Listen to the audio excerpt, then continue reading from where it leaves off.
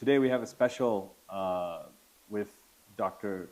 Sami-Al-Arian, who needs no introduction. He is the director of our center. I'm going to skip a lengthy introduction because I'm sure that the people who follow our work know Dr. Sami really well. He is a commentator mostly on the Middle East and American foreign policy and international strategy and geopolitics. Today we're going to jump into kind of giving an analytic overview of what has transpired in the region for the last few months. And also I think it's good to create some context around where we stand now. I want to begin, Dr. Sami, with discussing a certain a narrative that has reappeared as the ceasefire was signed. Well, I don't even know if it was signed. I think it was just it was back in January. The one that was broken in March. That a lot of people began to speak about questioning October 7th itself, the decision of the resistance movement in Gaza to launch an offensive against the occupation.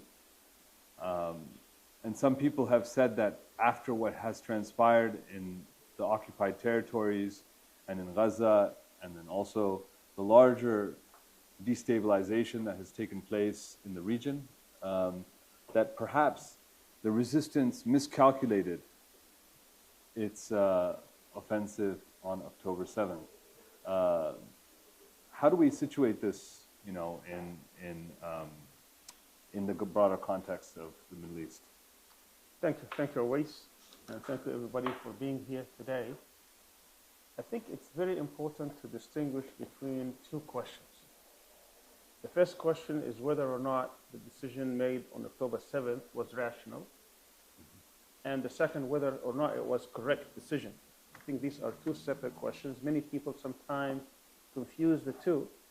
I've seen lately that even some scholars were questioning what happened on October 7th.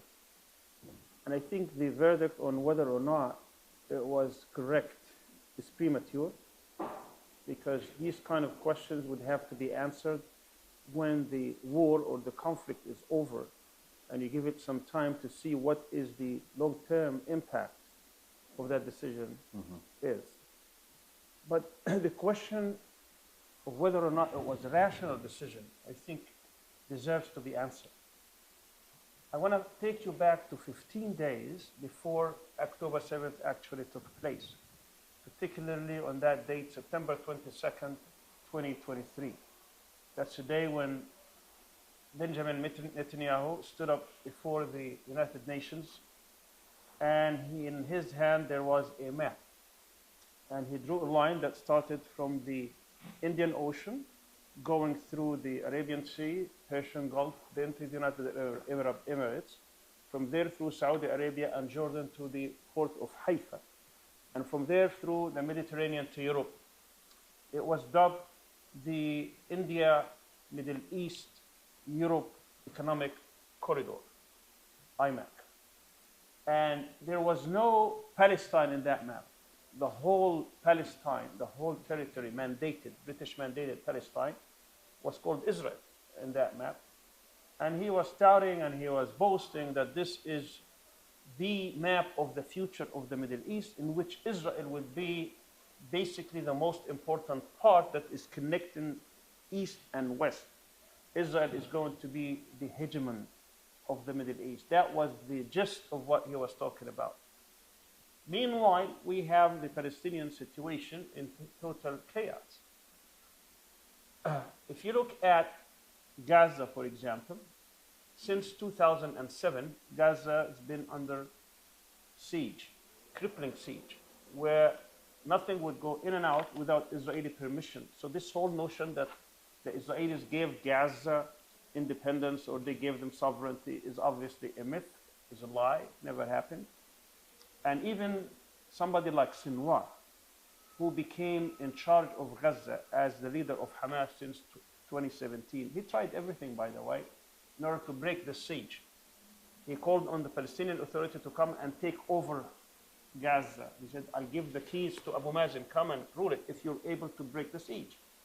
That offer was never taken seriously. They had the Great March of Return, having thousands and thousands of Palestinians going to the border trying to do something. They were met with bullets. Dozens and dozens of Palestinians were killed at that border in order to not have the Palestinians have their voices heard throughout the world to break the siege. We saw international solidarity movements coming and trying to break the siege. The most famous possibly before this time around was Mavi Marmara. 10 people were killed. 9 of them were actually Turks, and 1 was Turkish American. So they tried many things. He offered Israel a 10-year truce in which there is a commitment there will be no attacks and there will be some kind of a truce. They dismissed it. They never took it seriously. He tried with the Arab League, with the international community, nothing. Complete siege on Gaza, in which they call it mowing the lawn. Every few months or a few years, they will come and kill more Palestinians in order to put them, quote unquote, in their place. That was just Gaza. If you look at the West Bank, since the elections of this government, this right-wing government led by Netanyahu and Smotrich and Ben Gvir, Smotrich came 1 month after they were empowered. They took control in December 2022. In January 2023, he gave a speech. That speech was repeated many times, including once in France, in which he said, Palestinians basically have 3 options. One is to recognize, acknowledge that this is a state for the Jews. The Palestinians will have no political rights, no civil rights. They are there as our guests. Basically, they will be serving us. If they accept that status, then we will see how many we can have. If not, and he said, I understand that, they get compensation and they will leave. And the third option, if they refuse these 2, is death. This is what he was telling all the time, every audience that he was talking to. Meanwhile, his partner, Ben Gvir, of course, Smotrich became the Minister of Finance. He had dual positions, Minister of Finance, and the minister within the Defense Ministry in charge of the West Bank. And his program, in which also he said it openly, is that he said, we're now about 800,000. Of course, they don't count the settlers in Jerusalem, Greater Jerusalem. It's about 250,000. It's over 500,000. But in total, 800,000. He said, within my tenure, the next few years, we'll reach 1 million, and then we're on to 2 million. And he was also talking about annexing Area C in the West Bank. As you know, from Oslo, the West Bank is divided into 3 areas. One area, Area A, where the majority of the Palestinians live, in the major metropolitan areas. That's about 22% of the area of the West Bank. West Bank is about 5,500 kilometers square. And this is where Abbas is. So administratively and security, it's supposed to be under the Palestinian Authority, where the Israeli forces will be outside the cities. But that's only a small portion. That's Area A. Area B is where you have the villages. It's about 18% of the land. Area A has about 80% of the Palestinians. Area B, about 15% of the Palestinians. Area C, which is about 60% of the land, has about 5% of the Palestinians. His program is to depopulate these 5%, push them out, and annex the 60%. A lot of it also have Israeli settlements. And he was talking about this openly. Meanwhile, his partner, Ben Gvir, started arming the settlers because he became the Minister of National Police in charge of the settlers inside and the settlement. And he started arming them. 150,000 people were armed, and they were starting basically their harassment program against the Palestinians, particularly in these 60%. He was also in charge of the prisoners. Palestinians have gained many, I wouldn't call them rights or privileges, but many things that they were able to get through their struggle for decades in the prisons, including right to education, visitation from family, canteen, cooking, praying together. All these things, phone calls, they were taken away by Ben Gvir. So they were under tremendous pressure, and they were putting pressure on the leadership of Hamas and Gaza. Do something about this. We can't. These are people who have been there for decades, and they expect also to be there for decades. So that's a third, fourth reason. So you have Gaza, you have West Bank, where people under tremendous pressure to depopulate, to annex, to make it unlivable. There are over 1,000 checkpoints in the West Bank. If you are a professor, if you're in Nablus and a professor, in Bir Zayt or something, and or let's say in Ramallah, it's supposed to take you 10 minutes, it takes you 2 hours, because you have to go around all these checkpoints in order to arrive there. They have roads for Jews only. That's why it's called the apartheid regime. There are roads that are only for Israelis and Jews, while the Palestinians are unallowed. Before you continue, how many, at this stage in 2023, before October 7th, how many Palestinians were imprisoned by the Israeli regime? There are about 6,000 by that time, 1,800 of which were under administrative detention, meaning they've never been tried. They have been arrested, put in administrative detention. You're supposed to be there 6 months without trial, and you're supposed to be released. So what they do, they release them for 1 hour, and then they arrest them again, and they put them for another 6 months. So and these people who are detained, they are detained obviously without any due process. There's no, I mean, because there's been a debate in the media regarding the word hostage, right? Yeah. And what does that really mean in terms of law? Like You're absolutely right. I mean, Palestinians are their hostage. Obviously, there are security detainees. These are people who have been arrested, they have been tortured, they have maybe extracted certain confessions, they've been tried, and of course, no one else gets tried in an Israeli court and gets a fair trial. And then they will be sentenced. Many of them, at least 400 or so, are sentenced to life in prison. Then you have the administrative detentions, which is a tactic they use against many Palestinians to arrest them and teach them a lesson so that they will never think about resistance. I mean, it's estimated since 1967, there have been at least 1 million Palestinians that have gone into that jail system, that detention system. Almost 50% of the youth. And these are used as bargaining chips with the resistance, isn't it? They are used as a pressure tactic to make sure that the spirit of resistance would be under control. I see. So you have the West Bank with the plan to depopulate, to annex, and to make life miserable, because the idea is to depopulate people. You have the issue of the prisoners, the issue of Gaza. The fourth is Jerusalem. Now, the one in charge of Jerusalem was also Ben Gvir, in which he started this process of incursion. He would bring settlers. It was at the beginning every month or so, and then became more frequent. About every week or so, they will go and bring hundreds of settlers, with the aim being that they want to impose what they call the division in time and space. It's the same tactic they used in Masjid al-Ibrahimi in Hebron 2 decades before. About 3 decades ago, in the mid-90s, they claim that this is the mosque of Prophet Ibrahim, therefore they have stake in it. Yeah. So they start, it was completely, I know I visited that in 1983, there was basically 1 hour a week in which Jews would be permitted to go. But from that moment on, from mid-90s, they say they want it daily. Now it's the opposite. Now it's the Muslims that will have only 15 minutes for every prayer, and then they have to evacuate, and it's totally occupied by whatever, Israeli and Jews. They are in possession of it. So they want to do the same with Al-Aqsa. They want to said, we have a stake there, that this Dome of the Rock is where our 2 temples were. So we need to get time every day, and we need a certain area, and then a bit they start annexing it until eventually it will be the reverse. And of course, they talk every day about to build the 3rd temple and to slaughter the Haifas and so on and so forth, Haifas. So that was also going on. And if you remember back in 2021, that's why we had a war in 2021. It's because they were trying to impose this.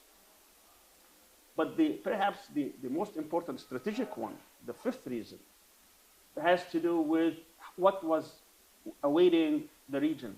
And that's, I go back to what I started with, which is the speech by Netanyahu in the United Nations. The United States, for almost 3 decades, ever since the fall of the Soviet Union, and they became the unipolar around the world, because they were the superpower, no one else was there, just to give you by way of example, in 1992, the GDP of China was only 7% of the US. It wasn't near any way to threaten the status of the US. Russia was in total chaos with Yeltsin. So they were there, and when you're that strong, you can afford to make mistakes. So they pursued three strategies, and This is the Americans or the Israelis? The Americans. Mm-hmm. Americans. So they pursued a strategy for China, because we have to go back and try to figure out what are the most important regions that matter for the US. It is a region where there could be a potential competitor, mm-hmm. or a region where it has so much wealth, if it falls in the competitor's influence, it will impact American policy. Mm-hmm. So they will have it in charge. So this is why they have these three regions which matter. Europe, since World War II, because the Soviet Union, and then the potential of Russia, because it has nuclear weapons and so on and so forth. China, before that was Japan, of course.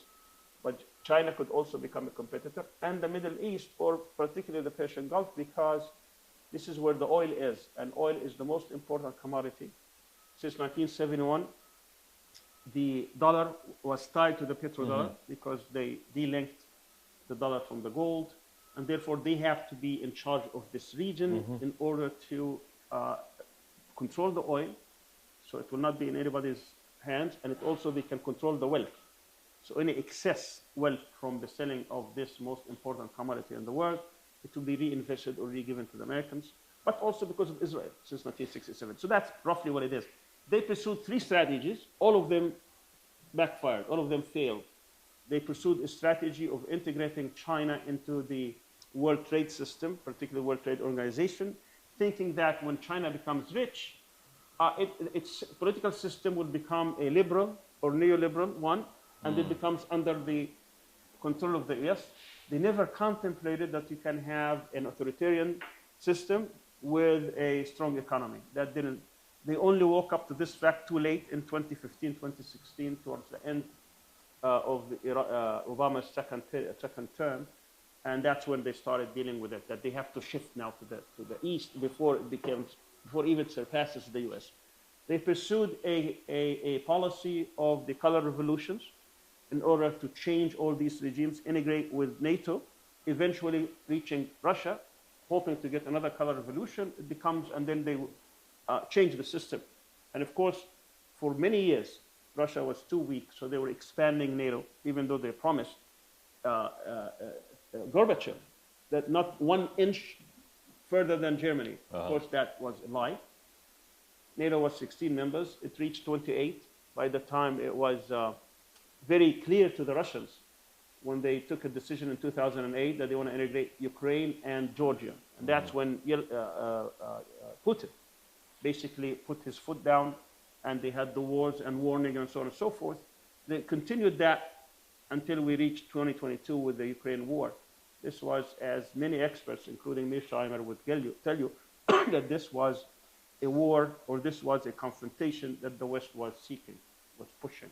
So that, I mean, it's very clear that in East Asia, you have a very large power like China, and you have the experience of the Soviet Union and Russia. But besides control of oil commodities, why particularly is the Middle East, I want to explain that actually. A linchpin. Yeah, that's a very good question. Policy. Because that takes us to the third region. Because there's no large power in this region. Right. So that takes us to the third region.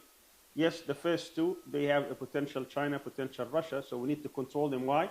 Because if these countries become hegemons in their own region, they can go outside the region and challenge the U.S. Yeah. That's the theory. Of course, yeah. And they wouldn't allow them to be hegemon or to be or to feel comfortable in their own region. Yes. So the strategy is you create balancing, what they call balancing, other alliances and other forces. But this region is very important for two reasons. Mm-hmm.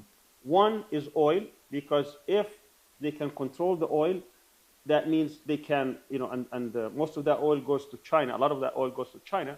Then they will be choking hold on China. If China misbehaves, they can cut off that oil. Then China will have difficulty fueling its economy, but also because of the wealth. This is very important commodity that it needs to be controlled by the U.S. because this is basically where they can control the needs of big industrial countries, but also because of Israel. Israel, since 1967, was integrated into the empire or the military strategy of the U.S., particularly in this region. And of course, this took a long time before it was integrated militarily within the region. The U.S. controls the world through 7 military commands. This region is controlled through what is called CENT Command, not Turkey, but basically 20 countries, starting from Egypt to Afghanistan. And Israel, because it was always an antagonistic power, it was always part of NATO, but undeclared. Yeah, as a associate member. But then since 2020, when Trump integrated it into CENTCOM, it became part and parcel. And that's when they decided that this region, we want to pivot to Asia. We have lots of bases in this region, about 63, at least 63 bases that go through almost a dozen countries, that they want to outsource the protection of American interests to Saudi Arabia and Israel. To do that, they wanted a normalization deal. That was what was awaiting. But here, when we say Saudi Arabia, it's a bit strange because Saudi Arabia doesn't have the experience or even the capability to be a regional hegemon, like the way Israel has tried and has tested, right? The U.S. is not interested in regional hegemons. It's interested in powers in which they can preserve and protect the U.S. interest. It's not trying to build up a Saudi hegemon power. That's not what they're trying to do. They're trying to make use of the Saudi position, but also the fact that Saudi Arabia is the most important country that has not normalized being the birthplace of Islam, but also of its tremendous wealth. Yeah. So, and by the way, this is not a new policy. Back in 1971, when the Americans were deeply involved in the Vietnam War, Nixon at the time announced what he called the twin pillar policy. The twin pillars. He said at the time that this is about empowering local regimes to preserve a Western interest, and he named Iran and Saudi Arabia. But he was not truthful, because Saudi Arabia was not powerful enough to do that. It was actually Iran and Israel. That's why I was saying it's strange to bank your policy on Saudi Arabia, which doesn't have a large enough, I don't think it has a large enough military but to be able it has, to manage the population of this region. No, it doesn't, but it has enough military hardware. Saudi Arabia was the biggest purchaser of American weapons a few years ago, $90 billion in 1 year. This year, he went to Saudi Arabia and they announced like $350-something billion. So Saudi Arabia is capable of having this kind of wealth. They have many American bases there. But at the time, I just want to go back to Nixon, 1971, the evidence that it wasn't meant to be Saudi Arabia, we can see that when there was a fight, when there was a confrontation between the Palestinian factions and the Jordanian regime.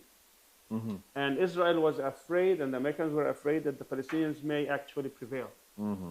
And at the time, Syria moved its forces to be on the side at the border.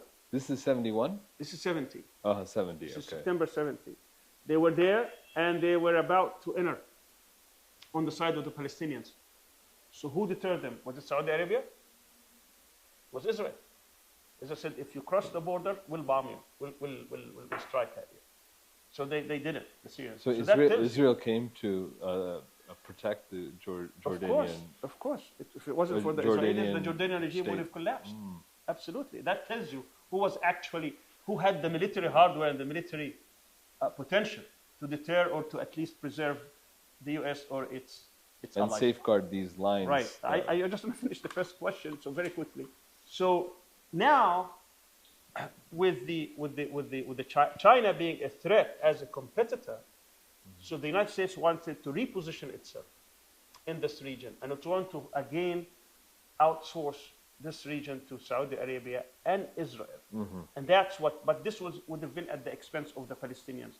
And this would have been done in the spring of 2024. It's very important to understand that. October 7th happened in October 2023. By the spring of 2024, there would have been a normalization deal. Saudi Arabia would have been part of the Abraham Accords. There was a lot of pressure on Pakistan and Indonesia to follow suit. Bob Woodward has reported this Yes. in his, about the ongoing conversations with Saudi Arabia. I think Lindsey Graham was involved in going shuttling back and forth between Washington and Riyadh. Right. And Brett McCormick was the one engineering this whole thing. So when you look at these 5 reasons then it makes a lot of, this was a rational decision. You're going to do something in order to stop the deterioration, the siege on Gaza, the settlements, the deterioration of the treatment of the prisoners, what's happening in Jerusalem, and strategically what's happening here. So this was reaching a kind of boiling point, you're saying? Absolutely. A tipping point. And you have been, I mean, in terms of Hamas and the resistance, they have been preparing for a situation where when things got to the bottom, that they could actually mount a resistance or a battle in which they can really bloody the Israelis to the point where they can change the conditions. And I think that's what they felt that. Now, what happened, what transpired after that, obviously needs careful examination. Yeah, I mean, there's a couple of issues that, also the failure of the Muslim world's response that probably was in the calculation of the resistance. And there's also the larger plans of Israel, like you mentioned, the Abraham Accords. I mean, frustrating these plans is also a form of strategic resistance. I mean, making sure that the costs of normalization go from being something that's implicit, happening behind closed doors, to make it explicit, show that the real price to pay for normalization is the Palestinian cause. It was in 2023, before October 7th, we were quickly moving towards a situation where the Palestinian cause was almost off the table. That's right. And you have to add to that also that they tried this as a rehearsal in 2021, and the reaction of the Muslim world, of the Palestinians in the 1948 areas, of the West Bankers, as well as what is called the axis of resistance, was very encouraging, where they, in their calculation, I believe, they thought, okay, we're going to have such an awakening, a course where things could really go in a direction that can change things on the ground. It would have been very difficult to contemplate what actually transpired. That the Israelis, the Arab living in the 1948 areas, they would be under tremendous pressure not to act because of the brutality of the Israeli response. What's happening in the West Bank, not only that they have been very aggressive, willing to kill and without any consequences, but also the betrayal and the complicity of the Palestinian Authority being part and parcel, working for the Israelis as collaborators against their own people. I want to take a little moment of clarification there. Recently, a lot of people have argued that, Netanyahu funded Hamas. This has, when you speak about, who's collaborating with who, one of the things that you come across in the news is that, especially because of Netanyahu's corruption trials, which he is now facing in Israel, that he was the one who funded Hamas. Well, obviously, his detractors and his enemies, political enemies inside the Israeli regime, would like to say that. But Netanyahu had a theory. First of all, Netanyahu is an extremist. What he wants to do, he does not want to see any kind of a Palestinian entity. Yeah.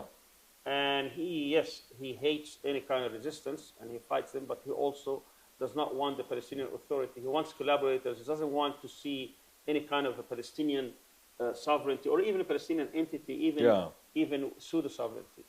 So one way to do this is to make sure that that separation would exist between the West Bank and Gaza, in which he can claim that there is no voice, one particular Palestinian authority, and here you have Hamas.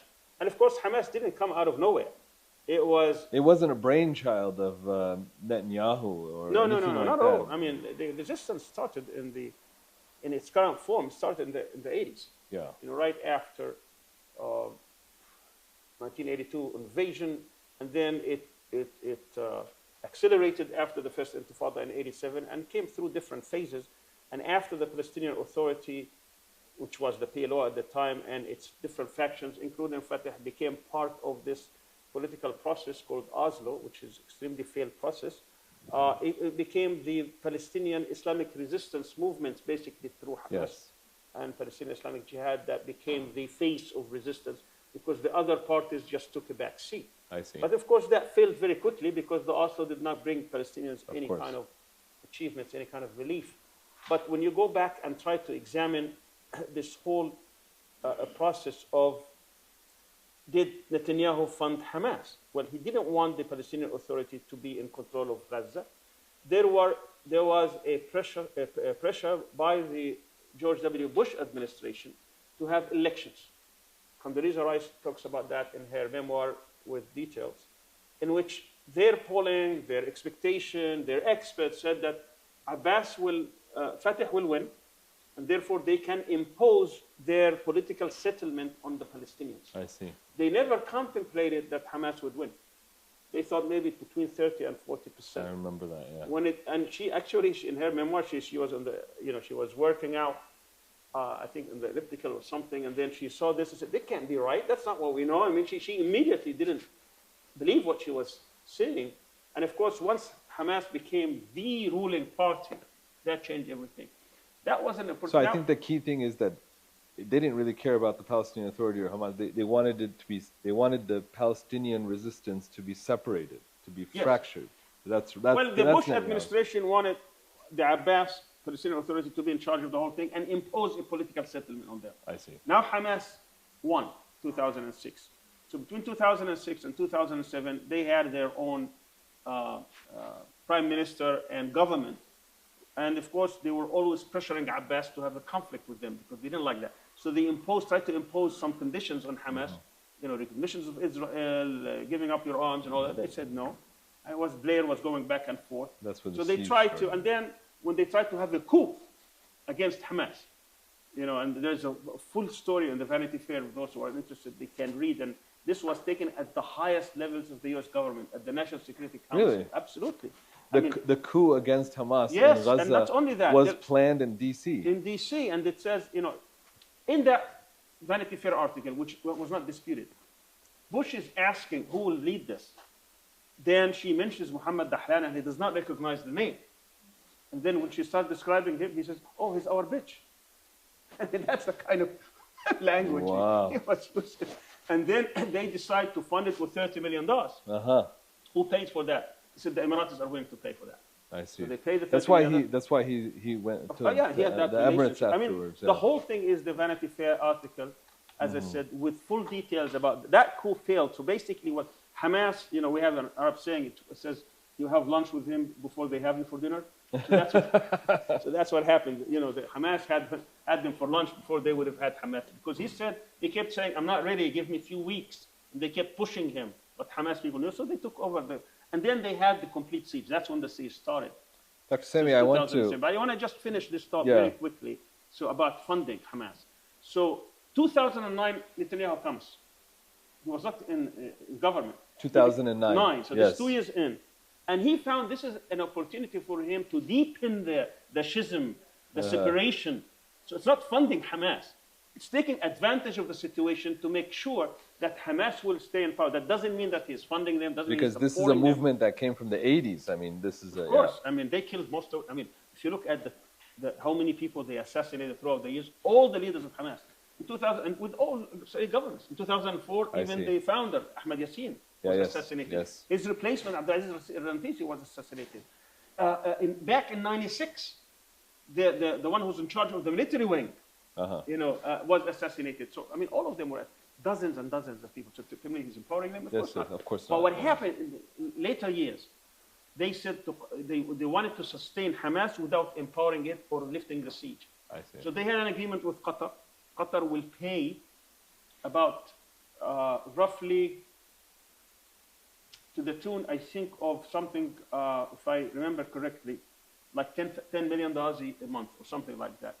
Enough Palestinians at $100 for poor families, but these will be vetted.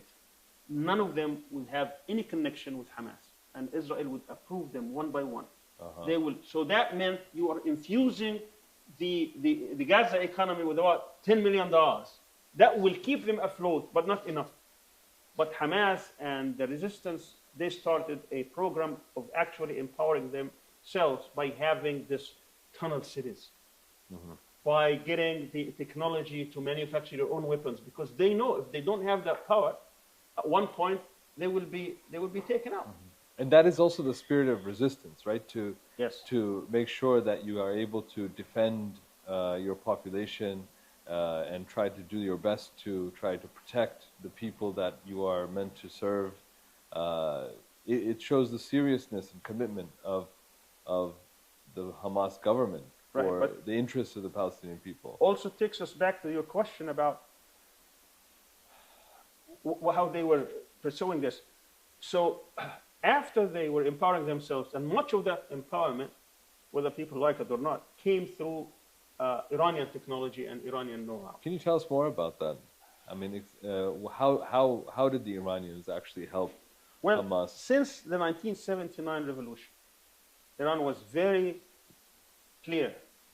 I mean, the first decision that Khomeini did in 1979 was, the first decision was to throw out the Israeli ambassador and hand over the Israeli embassy to Yasser Arafat. Their commitment to Palestine was there. I mean, people could disagree about Iran policy in any other spheres, but when it comes to Palestine, it's very clear. It's the only country that is willing to say publicly, not only that they support Palestinians, but they willing to fund them, arm them, give them technology that they need to resist. And that's in the open. They talk about it, the resistance talks about it, the Israelis talk about it. They bombed many shipments that they were going there, particularly in Sudan. This is a key point, because as you know, those who are opposed to October 7th, and this is the topic at hand, they argue that, Iran may be willing to support the Palestinian cause in terms of violence, in terms of arms. However, what really is required in this region is prosperity, like economic development. And that requires, money, and it requires economy and growth of investments. And this will not happen if there's a resistance on the ground. So, but I don't know of any, how do you analyze that argument? I don't know of any situation where you can have prosperity if you're not independent. That means whoever is occupying you, colonizing you, they will call the shots. And they will never call the shots for your own interest. So they will just try to control you through other means. And a good example of this is what's happening in the West Bank. So what happened in the West Bank now that they have this economic prosperity? Yeah. So they gave, and this was part of General Dayton's plan. Dayton was an American general who came in 2005 after the Second Intifada with the aim of trying to pacify the West Bank. And to do that, they started training new Palestinian forces that would be brand new so that they would not be poisoned with any thoughts of resistance. They will be under the American training program and the Jordanian, and then they will be given their salaries directly from the American aid. American aid is only for security. They don't support Palestinians. USAID. USA, yes. Yeah. And then by doing that, they will be able to create this new generation of Palestinians in which they will be directly related to this colonization. Now, if you go back to the notion of how the Israelis are maintaining control, it's through that. So they create this collaborators, this PA authority. They call it security coordination. So when you talk about American prosperity or economic prosperity, so they go and give Palestinians loans. This is how you This is how you control resistance. So you give them this false notion of prosperity. You want a car, you want to buy a house, you Yeah. want to have a comfortable life. Yeah, of course. So we give you loans. You have about 60, 70,000 people within this structure of security. You have almost the same number or more, like 100,000 are civil servants. So you give them loans. Now, all what they have to do is to work and be quiet. You get so a that you phone, can pay your mortgage. kids can go to school. Exactly. So this is how they pacified. So when you talk about economic prosperity, it's not about to become economically dependable, independent. It's about how to become dependent on them so that they can basically implement their plans on you. And Israelis are not hiding what their plans are. Their plans is to have greater Israel with as few Palestinians in the land as possible, to make life miserable for them so that when they leave, they never come back. Any Palestinian who leaves, by the way, for a number of years, they lose residency. If you get, let's say if you are a Palestinian student who went to the United States for education, if you are from Jerusalem and you go there for 3 years, don't come back, you lose your residency. If you go there from the West Bank and if you get citizenship, immediately you lose your residency. So that's a type of pressure they apply. So when you talk about as if Iran was supposed to fund Palestinian prosperity so that the colonizer have it an easy way, is that what it is? It's the only country, again for your question, it's the only country that was willing at the time to support resistance. Resistance meaning that you want to become independent, you want to get rid of the occupation, the invaders, and they were vocal about it and open about it. And it's even if the whole world recognizes Israel, we're not going to recognize Israel. We think this is fundamentally wrong. Now, people could agree or disagree with that. That is there. And of course, people were actually casting doubt that this is for a larger Iranian grand plan or grand strategy. Well, we saw what happened, just in the past few weeks. Yeah, I think we should move to the conversation towards trying to understand. Obviously, I'll let you transition into this, but how have the facts on the ground changed now in terms of the geopolitical puzzle that is Western Asia at the moment? Very well. Before we get into that, let's recognize that Iran itself had a grand strategy, what Vali Nasser in his new book calls forward defense. Forward defense, yes. And that comes from the experience that Iran had during the Iran-Iraq war. For 8 years, they were under tremendous pressure. The whole world was on the side of Iraq, and they were trying basically to dismantle the regime. And they had this 8-year war, and they were trying to overcome, and they couldn't. Eventually, we had basically a stalemate. And they recognized they lost almost 500,000 people in that fight. That what they want to do is to have proxies or to have allies throughout the region. They cannot ignore the fact that the Arabs, according to him, they could threaten them. Today was Saddam Hussein, tomorrow could be something else. So they needed to have presence. And of course, they were able to build that presence, but most of that presence came also as their strategy to encircle Israel as well. So it was dual purpose. Of course, the most important party was Hezbollah in Lebanon. And of course, that went through 18 years of vicious resistance that ended with the Israeli withdrawal in 2000, and they built up a very formidable resistance movement in their support of the Palestinian factions, Hamas and Jihad primarily in Palestine, and their relationship with Syria as a regime that was opposed to Israel, regardless of how it was treating its citizens. That's a different question, but it was part of that axis of resistance, although it was the weakest link in that resistance, and recently with Yemen and Iraq. So they built this forward base, and it was very difficult then to attack Iran when these forces are strong enough that they can hurt not only American interests in the Middle East, but they can directly threaten Israel. October 7th changed all that. I want to get into that. Why is normalization, Trump has showed these I think there's also some AI images of some kind of like beach resorts in Gaza. And also there's messaging out of the GCC. Normalize. Normalization is the path to prosperity. Why resist and create all of this, as they say, disturbance and destabilization in the region? Be like Turkey, normalize, with Western powers and integrate into the world economy like all other normal countries. Why would that not lead to five-star resorts? Well, let's take Egypt as an example. Egypt signed in 1979. Yes. Camp David Accords, then the peace treaty on March 26, 1979. I remember that's the year I got married. So the dollar was 70 piastres. That's and it matters a lot what the dollar is the year you get married. 0.7 pound, 0.7 Egyptian pound. Today is 50. That's 70 times. What is the prosperity here? They were telling us at the time that once we normalize with Israel, sign a peace treaty, this will be the end of all wars. End of all wars in the Middle East. Yes. And they will be able to have the land of milk and honey, and everybody's going to own a car and have a house, and yes. the beauty. What is Egypt today? And did Israel actually stop wars? Israel withdrew from Sinai on April 15th. By June 6, less than 6 weeks later, it was invading Lebanon, trying to impose its political will. And it has been fighting the whole thing since then.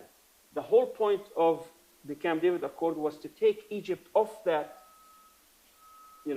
group of enemies, because that would give Israel basically the upper hand. If there was any fear, existential fear in Israel throughout the conflict up until that time, was that if Egypt has its act together, it can really hurt.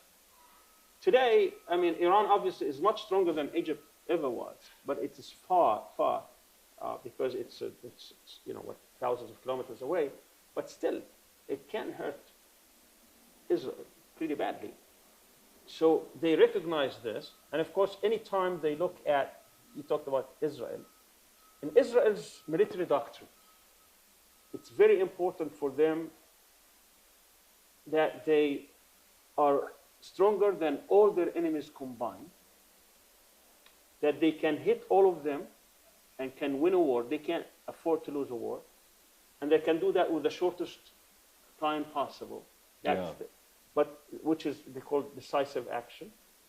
And the most important principle is deterrence. So they built this arsenal in which everybody would be afraid. So what October 7th did is that they shook up that deterrence doctrine. If the resistance was not deterred, for the first time in the history of the conflict, they are hit inside what they consider their own territories. In 1973, yes, there was surprise attack by Egypt and Syria, but it was in Syrian soil and Egyptian soil. This is the first time they hit in their own military bases, in their own settlements. That never happened before. So this was really, it really shook them up. Yeah, right now, with the help of American military in the region, Americans are essentially, if we take the lifting of Syrian sanctions yesterday, giving a message, right? They're giving a message that, quiet cooperation will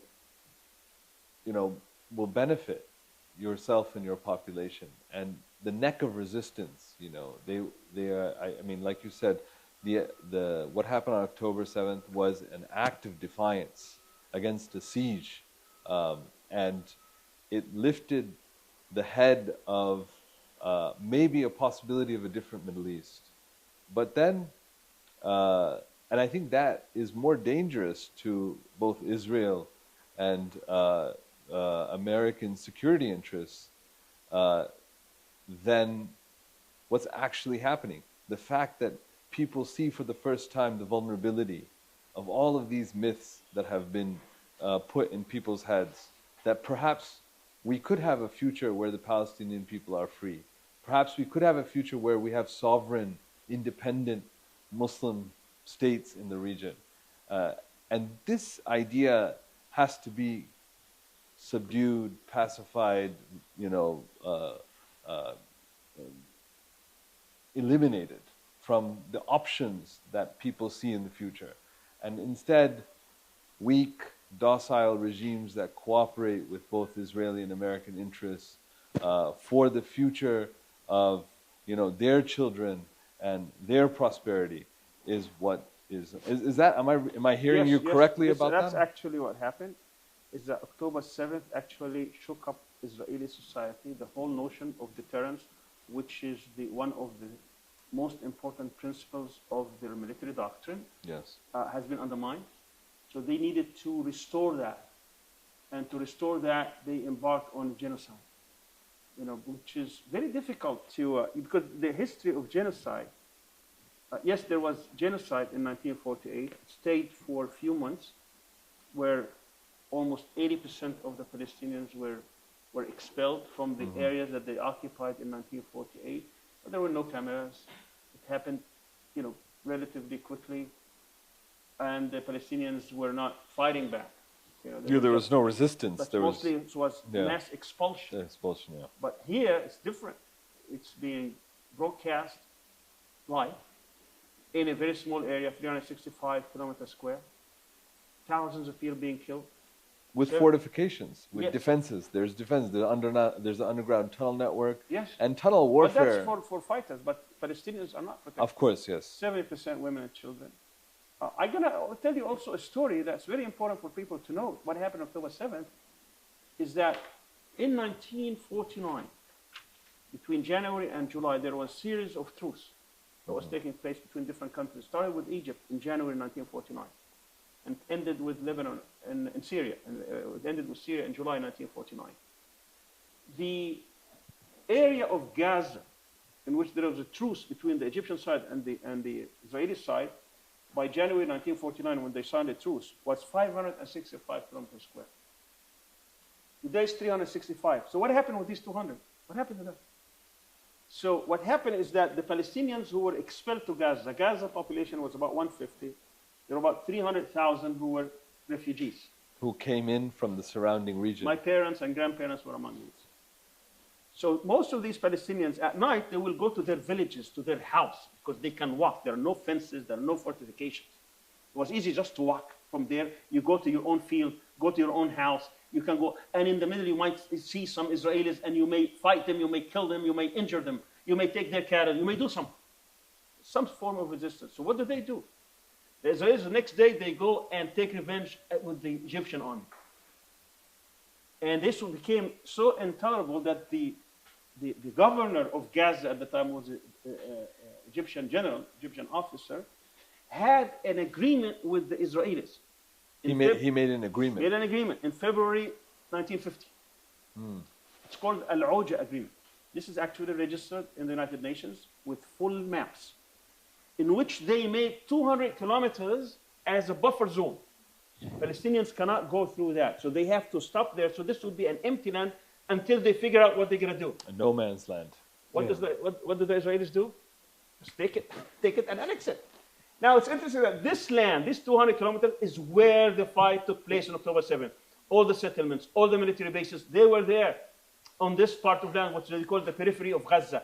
This land was Palestinian land, or at least Arab land, under Egyptian authority after the truce, after the establishment of the state. So this is actually not just Palestinian land. This has not been reported anywhere. I mean, people ignore it.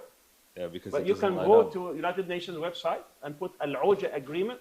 That map will come. You can read it because it's in English. And it marks even the territory, the buffer zone. It will give complete coordinates and maps of it. This is Gaza.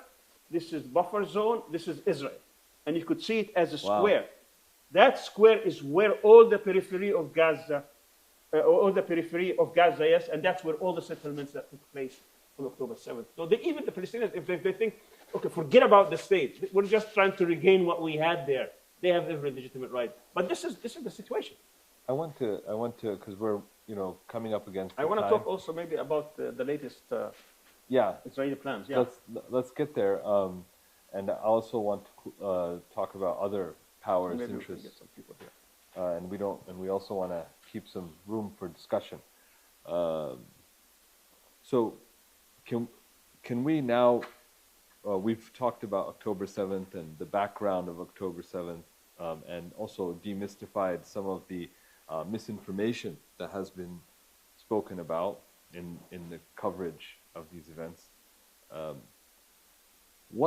What do you think Israel and its partners in the region are planning for the region in the coming years? And maybe you can speak a few words about that, and I want to get to the failure of the Muslim response. Very briefly, what Israel wants, it wants, particularly this government, it wants to establish Greater Israel. And to Right now. Right.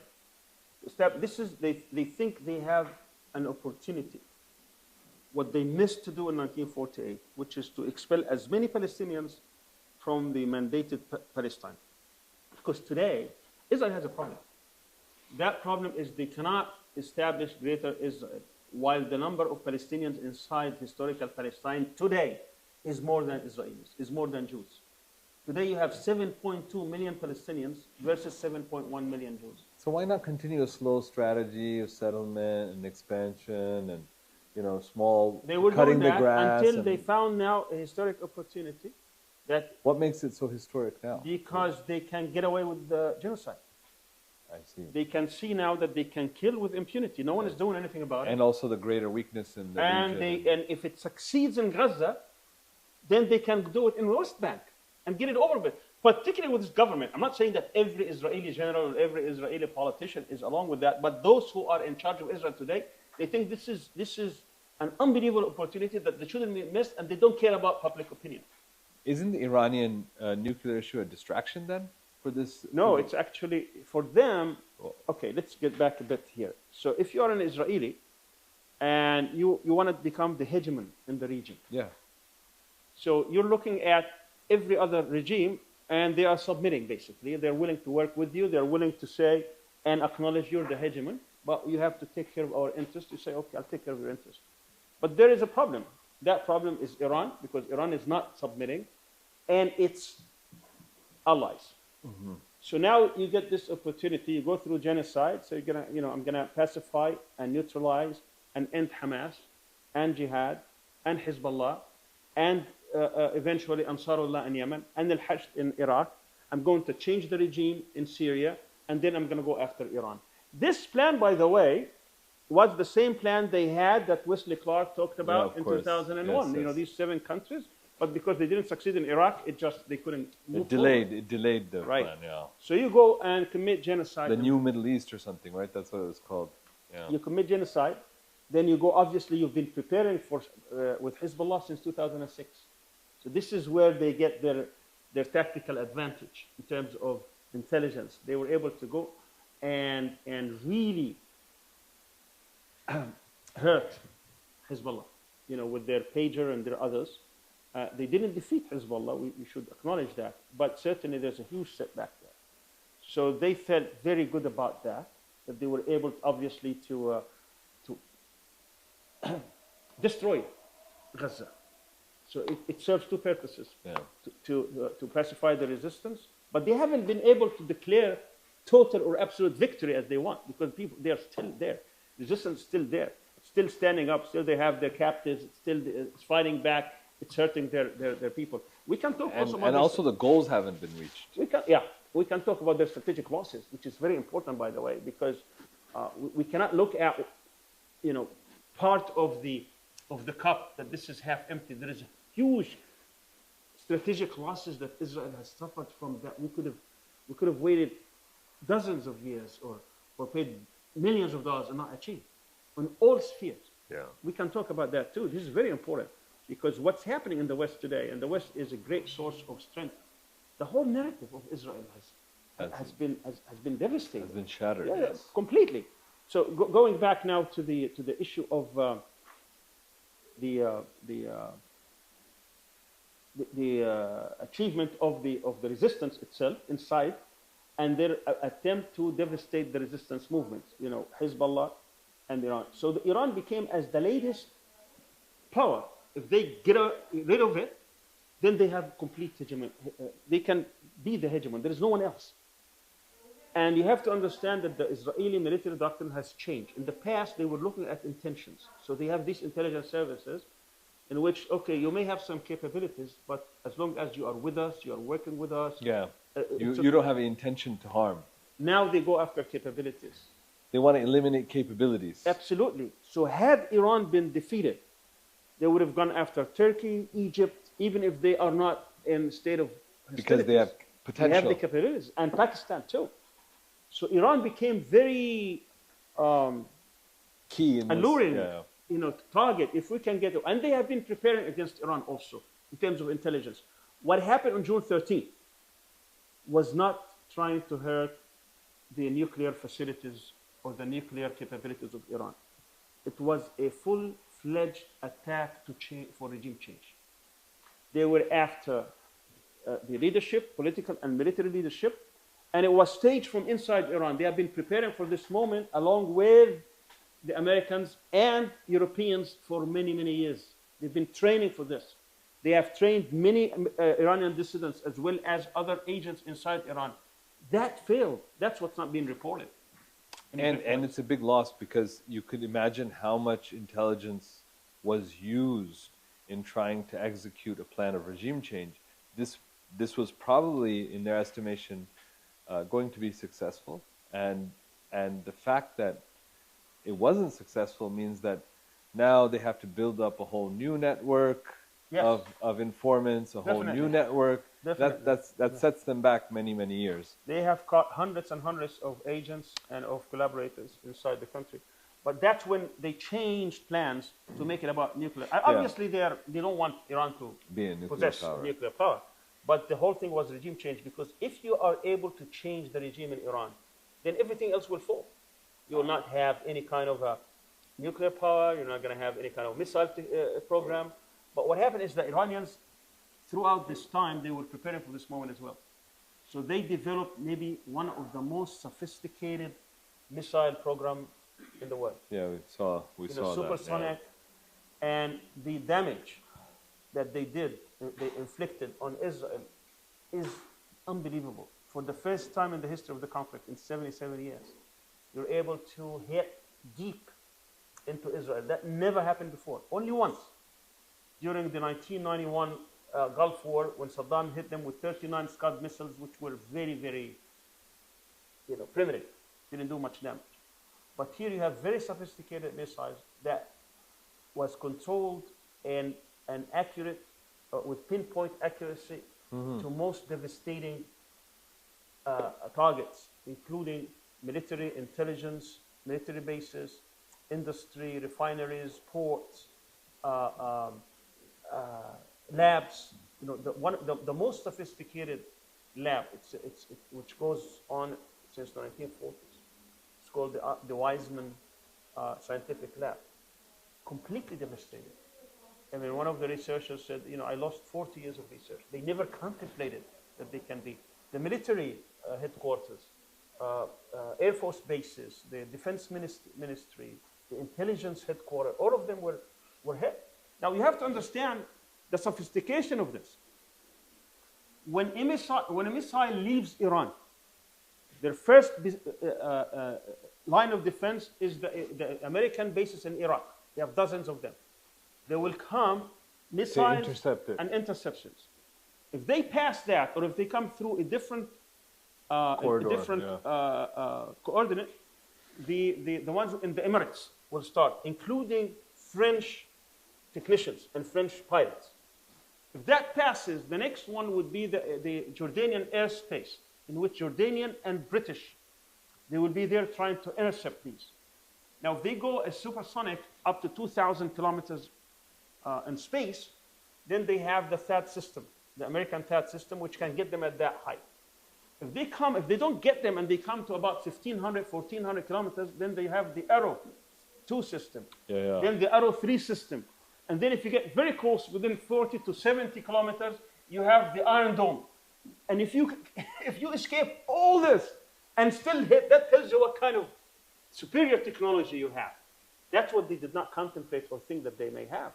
And when you go about this day after day after day, and you do all this devastation, Iran has the capacity, as the Palestinians and other Muslims, throughout, they have the capacity to endure pain. The Israelis don't have capacity. They didn't have their airport working, their seaport working, their industry. They were spending 10, 12, 15 hours underground in there. They couldn't take that. They were ones who were actually crying to stop this. Yeah. That doesn't mean that they would continue, but that's what was taking place at the time. So I want to open it up. Sure. Two questions before we open it up. Number one is, the international system has, for the Americans especially, since after 1945, the international system was obviously designed, to try to preserve the status quo of the big powers, especially and preserve, Western hegemony in the world. The IAEA, which now there is reports that they were complicit in leaking where the facilities were and what Scientists. was and scientist information, and then not only that, no action has been done for the illegal actions that the United States and Israel have done now to attack a member that was under the protection of the IAEA agreement. The whole, not only that, that's one aspect of the international architecture that has been completely delegitimized. Number two is the genocide in Gaza. The genocide is ongoing. Nothing has happened. The ICC, arrest warrants are issued. Nothing happens. So these wars that Israel has in this conflict that they have engaged in is almost, eating out the legitimacy and authority of the international system. And I wonder, why is that happening? And then number two is the failure of the Muslim world and what path, I feel like the way that you have explained this is that there is a path for resistance and there's a path to normalize and have a car and an iPhone, or I don't know what the dream is there. There's a choice now the Muslim world has to make about its own future. And I'd like to talk about the failure of the Muslim world and what to do next. On the issue of the international system, I think one of the consequences of what happened since the genocide has been taking place now for 21 months is not only the failure, but the collapse of the whole system that's been managed primarily by the United States since World War II. We're talking about a complete collapse and violation of every humanitarian law. Yeah, it's totally discredited, delegitimized. Just look at what the United States has been giving up. Even with Trump, he's trying not only to punish the judges who were supposedly independent and making independent judgments, and they have been doing this on different levels, particularly with African presidents, those who committed war crimes. Now he's trying to punish them because they indicted Benjamin Netanyahu and Yoav Gallant. They are trying to punish the International Court of Justice because they are looking into the issue of genocide with overwhelming evidence. They're trying to undermine the academic institutions in the U.S., universities, if people were voicing criticism or voicing opposition to punish South Africa genocide. For bringing the case. Yes, so this is all these institutions that we have been seeing, and of course, not to talk about vetoes that they have been casting. So this is undermining the whole system, which means eventually that you will have countries that can actually go outside that system that will do whatever they want. And well, countries have to calculate now, right? That we now really do live in an international system that is anarchic. Right. Exactly. This is now a new security dilemma for every single country in the international order. Right. Let's remember also that what happened with the U.S. attack on Iran was also a half-hearted effort to cover American weakness. Because for America to attack Iran fully, which has tremendous amount of destructive force, Iran could not be pacified. They couldn't even defeat the Houthis. After a month, they had troops. Yeah, ceasefire, yes. So if they wanted to go after Iran, they would have to have employed perhaps tactical nuclear weapons if they want to get quick victory, which would have even undermined more the whole system. So they wanted to hit and call it victory. And I think when I go back and see the tit for tat between Iran and the United States, I see a bit of theater here. Because the Americans basically telegraphed the Iranians they're going to hit and that they have to take it. And if they don't respond strongly, that will be the end of it. And the Iranians did that. They just absorbed this without actually impacting the nuclear program fully. And in return, the Iranians said, we're going to hit some of your bases in Iraq and Qatar, because the largest American base outside America is in Qatar. But we're going to tell you exactly what we're going to do, how many missiles. So you have plenty of time to shoot them down or empty.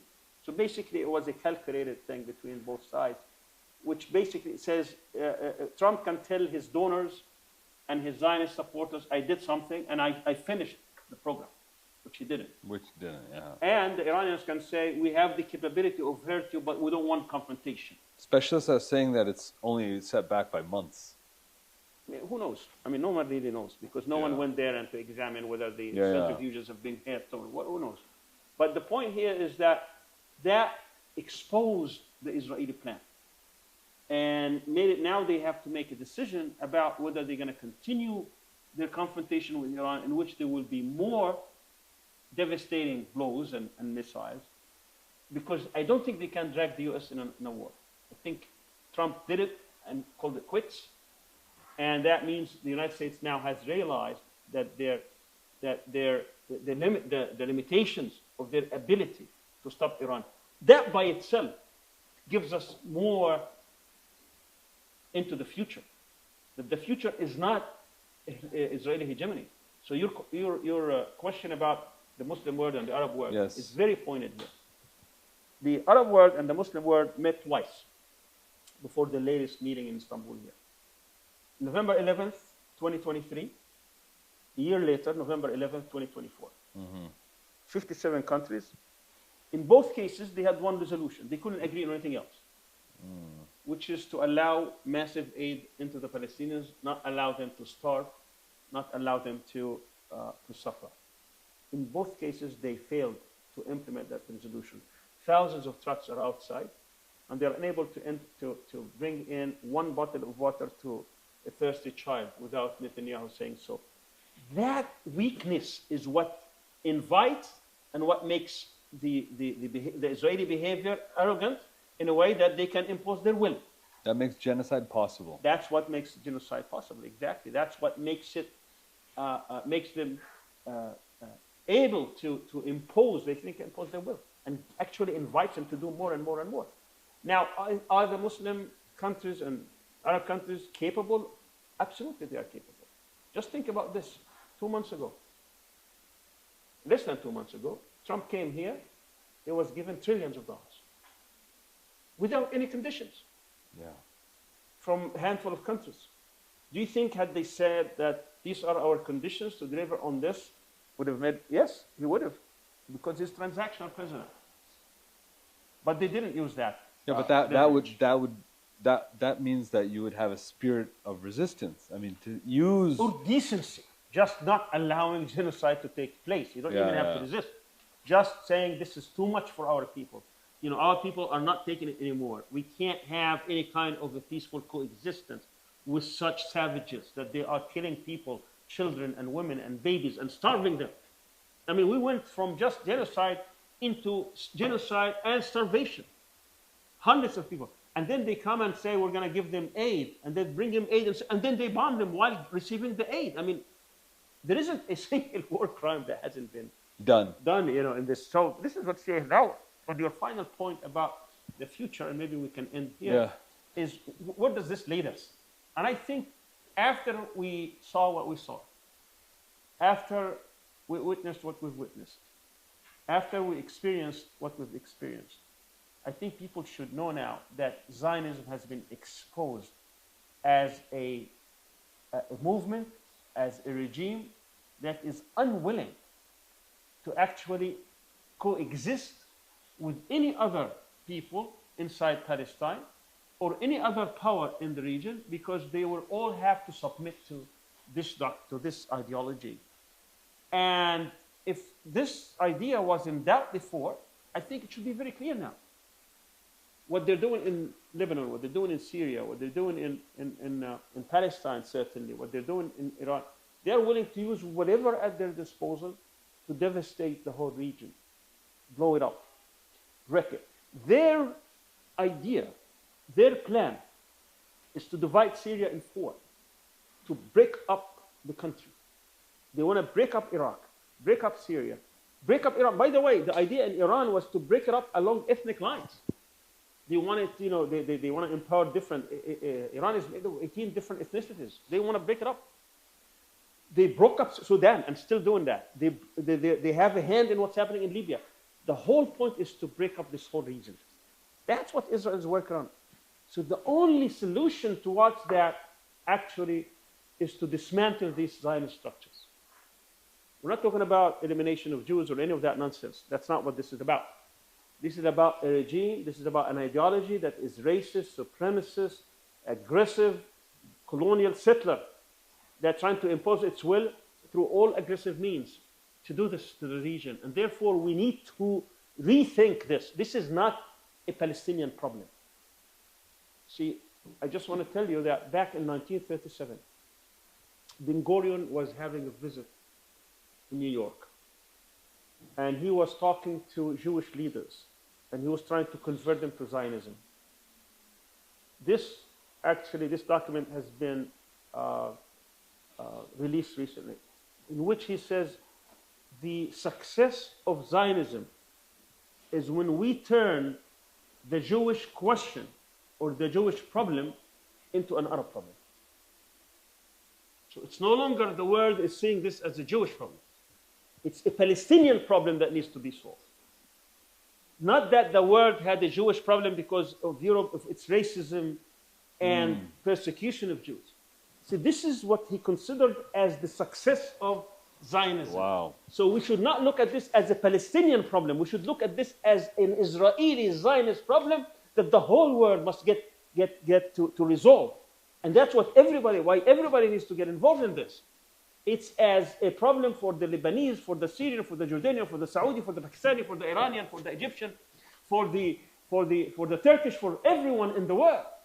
Because this movement will not stop at anything except to be the hegemon, not just here, but across.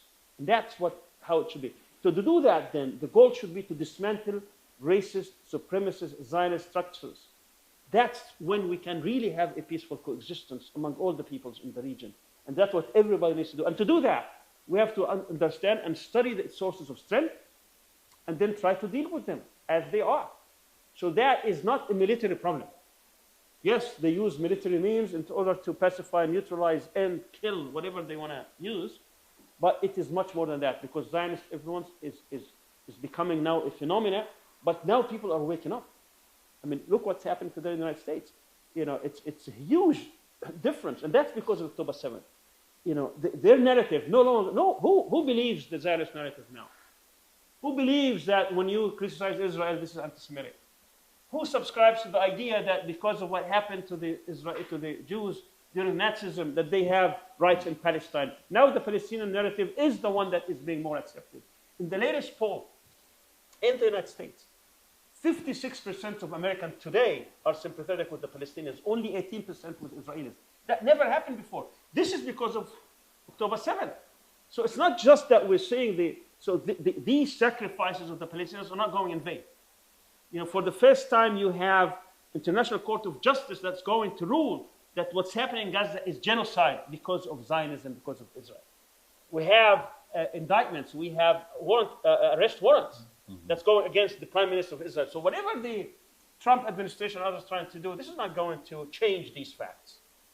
Okay, I want to open it up. If there's any other if there's any questions or points of clarification or ideas, the floor is yours. One question related Repeat the You question. spoke of regarding the recent engagement between Iran and Israel. Don't you think that it's more likely that the conflict will escalate further, or at least continue in its current rhythm, due to Netanyahu's very particular case in Israel that he stops now, and he's done for at least eternally. He can't afford to stop. He didn't achieve anything of what he declared that he wanted to, and that he's going to have to continue bombing Iran, just like he now has to continue bombing Gaza. The question is that what is happening now? What is happening now is a way of saving Netanyahu's skin. You know, if he doesn't continue the conflict perpetually, then he will have to face maybe corruption charges and being banned from politics in Israel. Well, if you're following what Trump's trying to do this past week, was trying to address this issue, and he was calling on the Israelis to drop all these charges on Netanyahu, so that he is not hiding behind the wall, so that he can save his skin. Whether that succeeds or not, I don't know. But yes, that's one factor. But I think Netanyahu is also an ideologue, and he's trying to take advantage of what's happening now. He cannot do that with Iran, because Iran has demonstrated that it has the power to inflict major losses on Israel. It was the Israelis in the last few days of that Day war who were basically begging the Americans to get involved and stop this war and get a ceasefire. And of course, it's not in the interest of the Iranians also to continue this war, but they were willing to continue it if they had to. But when it comes to Gaza, they have different calculations. They want to depopulate, to expel the Palestinians. They want to end the resistance, but they haven't been able to do it. They haven't been able to achieve that. So it's not in the interest of the Americans to achieve these goals through a genocide. That's just bad for them. You know, the images and what's happening. And Trump has been giving him all the time to do that. He came and said, give me a couple of months. 2 months came and gone. Give me another 2 months. For how long? He's going. I mean, he doesn't have much time to do his agenda. He has a long agenda, domestic and international. He cannot just give up his agenda because Netanyahu cannot end the war. So he's trying to achieve the end of what Netanyahu wants through political means rather than military means. So this is how the negotiations are taking place. So the Israelis have about 50 people, maybe 30 of them dead, maybe 20 living. These are military people. And of course, the resistance trying to do that as their only leverage to stop the war, stop the genocide, and to free as many Palestinians from the Israeli prisons as possible. Now, Netanyahu wants to free these and continue his war because his goal is to expel the Palestinians. He made Gaza totally unlivable. And this isn't just a political trick to safeguard his prime ministership. No. This is part of a larger... Yes. Yeah. But of course, now he wants to say that because he wants to go for re-election at this time where he's declaring victory over Iran, they convinced the Israeli public that they were able to finish off the Iranian nuclear program, nuclear threat, and that they have killed dozens of Iranian scientists and military leaders, and therefore we have victory. And therefore, he can go to the elections and win the elections, right? And that we have also won against Hezbollah. We have defeated Hamas. They cannot say defeated Hamas because the hostages, but at least they are on the run. We can eventually do that, and that we've changed Syria, and we actually may even have a peace treaty with Syria, and without even giving up the Golan Heights. So all this is an image of victory. So he's trying to project that. Whether he's successful or not, that's a different story. But that's what he's arguing. Now, in order to achieve this, Trump is playing along. But close watchers of the scenario will never buy that because Iran, we don't know about the nuclear program like you mentioned. Iran still has the capability that has the missiles program. Hamas is still resisting. Even Syria, I mean, it's not a done, open and shut case. I mean, things could change very quickly in Syria. Well, they're trying. So this is where we need to understand the differences between Netanyahu's priorities and Trump's priorities. Trump wants to get a peace Nobel Prize. And to do that, he wants to expand the Abrahamic Accords. He's trying to get Syria as part of it, so that to open up, what is called reconstruction and money and banks and SWIFT and all that. He wants to bring Saudi Arabia to this. He can't bring Saudi Arabia with genocide going on. And eventually he wants to bring Pakistan and Indonesia and say, we're having peace now. And at the same time, he's trying to isolate Hamas. So he's trying to convince the Israelis to accept some sort of a ceasefire in which he can make this. And this is essential to pivot to Asia. I mean, how can the Americans pivot to Asia and focus on China without, closing the chapter on all of this resistance? That tells you about the power of the Zionist lobby and the Zionist insiders inside the administration. You're absolutely right, because this is contrary to what American interest is. Yeah, of course. They're taking resources. And by the way, one reason that they brought in all these aircraft carriers to hit Iran were coming from Asia. Yeah, and they had people to say, divert. what are you doing? And much of that ammunition they were using in order to intercept missiles from Iran, if China tomorrow goes and invades Taiwan, they don't have anything. And they just said that they couldn't replenish the Arrow 3 missiles. And the THAAD missiles. THAAD missiles, the stockpiles have run out. Yeah. There was just a report out yesterday that the Americans had run out of certain, I think, specialized missiles. There's another question. Okay, I just want to end Yeah. about this. So he wants to have greater Israel. He wants to keep his coalition and definitely not to go to prison. So that all is in play. At the same time, the Americans are trying to get what he wants politically and through normalization. These kind of decisions will be made this week when they meet in Washington and see who prevails. Yeah, same objectives, yes. Yes. When would you say it became clear that the larger project from the Israeli perspective is the greater Israel project? And when do you think it became clear to a majority of people looking at the story in Palestine? And I repeat that question. Because, we look at the question of India's idea of expansion as well. And there's a lot of refusal to think that Indian government and the Hindutva ideology has this expansionist, perspective and project.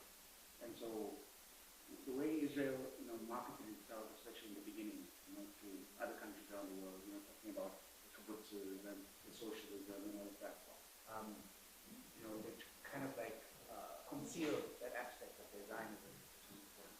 So when did it become clear in your mind that you think all Palestinians have understood it for the longest time, or it's also two Palestinians that they seem only now? Okay. So our esteemed guest wants to get clarity around what, in your estimation, when was the tipping point from when the project of Greater Israel became manifest?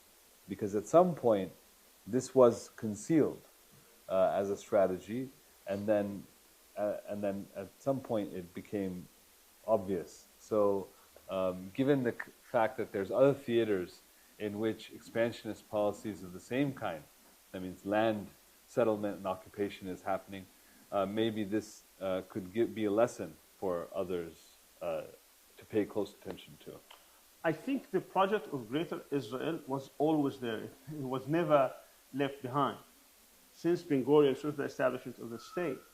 So any notion that somehow Israel was willing to concede any kind of land or not have an expansive settlement policy is just a myth. It's not true.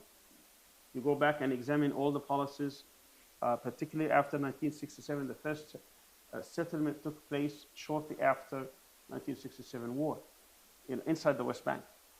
In 1971, there was this Alone plan in which they were going to populate most of these settlements. Even when Oslo was signed in 1993, the whole philosophy, the whole underpinning idea of Oslo was that the Palestinians will recognize Israel on 78% of Palestinian land, In return, 22% would be a Palestinian state, even truncated or even demilitarized or, losing sovereignty, whatever. It was something that would have been considered as a Palestinian state. So this is a pre-1948 Oh yes. issue. Oh, Like, absolutely. Absolutely. I mean, they they never recognize. There's no. These are our borders. No, there's nothing. It's whatever our last soldier is. That's our border until the next battle. So, in Oslo, there was this historic agreement, right? And the whole world said, okay, now we're going to have a two-state solution. Even the Palestinians, in the name of the PLO, has signed up to this. So the number of settlers on the eve of the Oslo Accords were 125,000. Today it's 800,000. So since when did they abandon the Greater Israel? If all what you're doing is expanding, expanding, expanding, under all administrations, there isn't a single government in Israel that did not expand, whether it was Labour, whether it was Likud, whether it was Olmert, with Sharon, whether it was with whoever was in charge, Bennett, whatever. They always were expanding, and always under different pretexts. So it was a pre-1948 misconception then. I mean, at some point, the people who allowed for these immigrations to take place and then settlers to come, like the kibbutz that he's talking about, at some point, they didn't see them as an existential threat. Who didn't see them? I mean, the people living in that land. Palestinians. Palestinians. Well, I mean, and then at some point, that they realized that this whole project is... No, that realization was very early. Like when was that? It was when Herbert Samuel became the High Commissioner. So what happened is that in 1917, Limbig occupied Palestine, December 1917. 1918, now you have a British occupation with Herbert Samuel was a Zionist, Jewish Zionist person. He was the High Commissioner. And again, they had the Balfour Declaration the year before. Mm-hmm. So they started setting up how they're going to transfer land and allow immigration. By 1920, they get, in the League of Nations, they get mandate. Then they institute policies. For example, this is a myth that the Palestinians were selling their land. How many people heard that? Yeah, of course. Okay, so what is the fact? The facts are that Palestine did not have the same structure as it ended up under the British mandate. Under the Ottomans, it was north-south. So the north of Palestine was under the province of Beirut. Yes. That part, the tax collectors of the Ottomans were from today's Lebanese. Two families in particular, Al-Sursu, who are Maronites, and Al-Salam, who are Sunnis, in which their descendant today is the prime minister in Lebanon. One had 400,000 acres, and one actually dunums, which is, each 4 dunums is 1 acre, and one had 600,000. They sold, they're not even part of that. No, but they sell, but what happened is that the peasants, the farmers, they still farm the land. Because it's the system, if you farm the land. It's tax farming. So when the British took over, they allowed that system to continue. They would not collect taxes. They will leave you 4, 5, 6 years. They will come and say, here's a tax bill. The peasants is... Yeah, they can't. So they take them out. They approve them.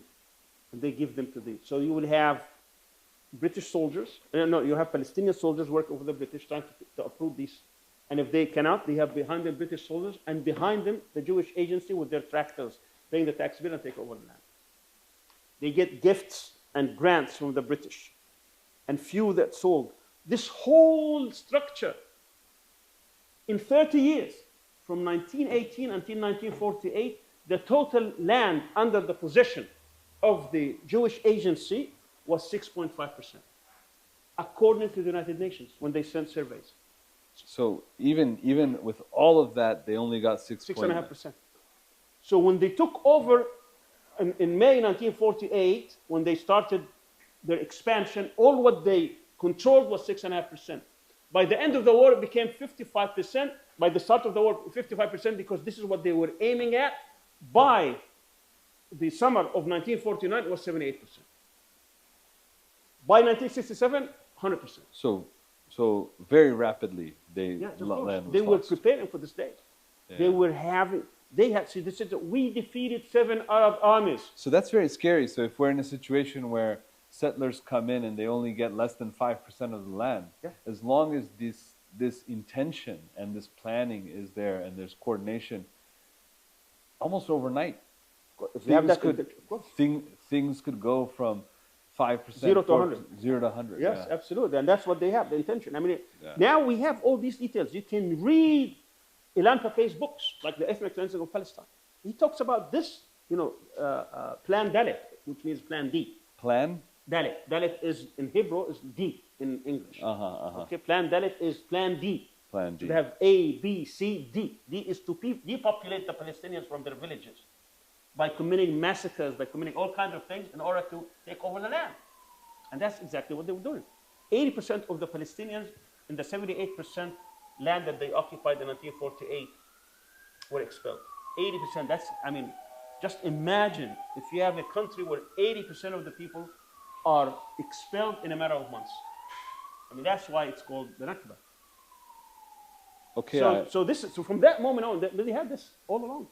It was coming in and out. Now, somebody like and Netanyahu, Palestinians knew that from 1917, 1918. now, of course, you're saying. I mean, if you look at Palestinian resistance, they have intifadas, 1921, 1929. Then they have the Al-Qassam resistance in 1935. He's killed in November. Then you have the largest strike in history of mankind. 3 years, from 36 to 39 until the World War II. The whole country is shut down. Just imagine the whole country is shut down for 3 years. And they were begging. They came with the white paper, the English, because they could not pacify the Palestinians. They said, okay, we're going to limit immigration of Jews. They will no longer be allowed. That's where they start having restriction. Uh-huh. They shut down completely the country for 3 years. And then you have World War II coming in. So the Palestinians from very early on knew Oh, yeah. that this was a But yeah, of this course. was a settler colonial project. It was, and they tried, but of course, I mean, there's many reasons why they're not successful.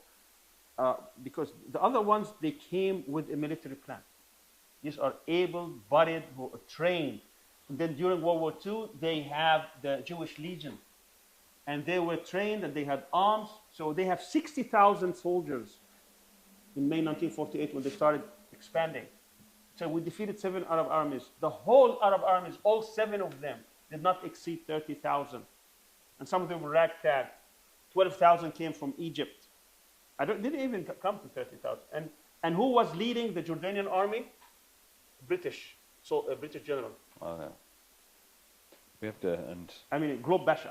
Just imagine. These are, and they were, of course, making side deals. The Jordanians with the king of Jordan at the time, or the Emir of Jordan. He was making side deals with the Israelis. And then the Egyptians were under, they bought some arms. And of course, these arms were not functioning. And you have all these kind of things. My father, for example, was fighting with a group called the Jihad al-Muqaddas, which is the Palestinian-born group. To buy a rifle, it was 2,000 pounds, which is huge. I mean, who would own that? And if you're caught by the British with a bullet or a rifle, the punishment was death on sight. Death on sight. It's not even, there's no trial. If you're caught with a thing, you'll be killed on sight. So this is monumental, this is trying to defend, and these are the challenges that you're facing. I wish we could continue the conversation, but we're already over time. I thank all the people who have joined us online in the live streaming and also the participants here. Please stay tuned for our next webinar. We usually have them every month. And for everybody else, I hope to see you next time. Thank you very much. Assalamu alaikum.